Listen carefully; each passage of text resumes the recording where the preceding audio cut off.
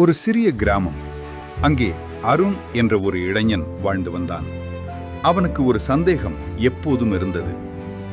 ஏன் சிலர் வாழ்க்கையில் முன்னேறாங்க, நான் மட்டும் ஏன் அப்படி இல்லை? ஒரு நாள் மாலை அவன் தனியாக வயலில் நடந்து கொண்டிருந்தான். அப்போது மெதுவான காற்று வீசியது. அவன் மனதில் ஒரு குரல் கேட்டது.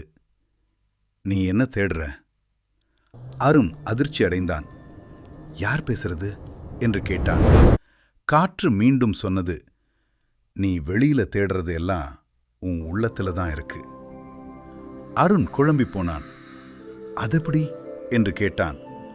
காற்று மெதுவாகச் சொன்னது, நீ உன் மனச சுத்தமா வை, உழைப்ப நம்பு, பிறரை ஒப்பிடாத.